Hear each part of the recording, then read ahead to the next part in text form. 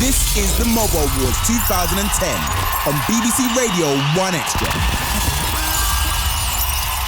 Sitting in front of me is Tulisa from N-Dubz. What's happening? Hello, my muffin. Hello. Hey, so listen, the award show's happened. Yeah.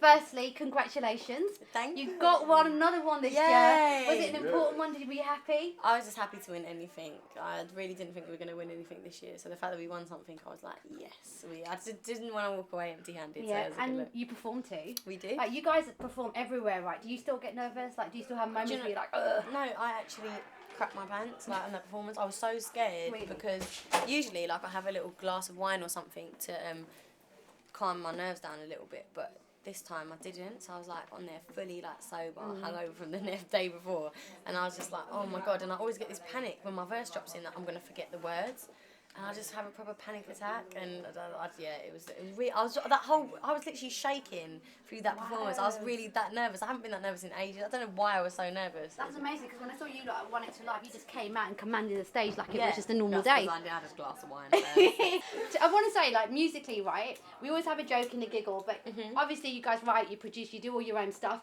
and a lot of people are proud of you. You've gone to America, you've got this deal.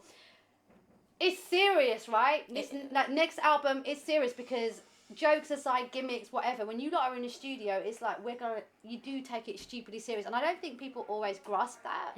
But a lot of people don't seem to realise that we sit and we write and produce everything. So everything you hear coming out of our mouths is our ideas, it's our voice speaking. We're not, singing something that's been written down on paper for us and we've gone to the studio for a day.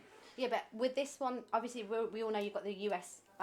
We've worked. Would it be influenced a lot by America then? Look, it's quite simple. The American market isn't the same as the UK market, and you do have to accommodate when you go over to America. And we sat down with Def Jam, we had this conversation, and we said we will compromise. We're not going to 100% change ourselves. We really don't like something, we won't do it. Yeah. But we're entertainers. We like all kinds of different music, and we're willing to try everything. Yeah. So we sat down in the studio. We tried loads of different bits of bobs. We worked with new producers. We even had a couple of writers come in and co-write some tracks. There wasn't, we get involved with the writings, like that's our baby. So we don't let anyone take over, but we let co-writers come in and get involved to accommodate and help us out to for the American market, because we don't know anything about the American market. Were you like nervous when you were out there and because you do it all yourself? There was a lot of days where I was just mind blocked, and because I'd be coming up with all these ideas and they'd be like, oh, well, that's great in the UK, but it's not going to work over here. And I'd be like, what do you mean it's not going to work over here? And it would just drive me mad. And I'm mind blocked. And I'd be like, I can't think of anything. I've been in the studio every day doing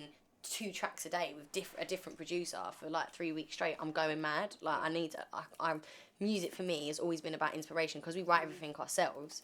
For us, it's got to come to us, and it wasn't coming to us. We were being forced to work. Like, you have to make an album now for America, and it wasn't inspirational. It wasn't let's take our time, what comes to us and what we feel. It was you have to think of something, and we were having to come out with things out the blue every day, so it wasn't self-inspired. So we were just a bit like, getting lost and mind-blocking all the time.